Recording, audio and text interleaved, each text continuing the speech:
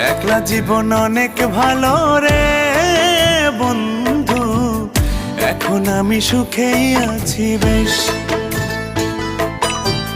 তোরে ভালোবাসতে গিয়ে রে বন্ধু বদলে গেছে মনের পরিবেশ।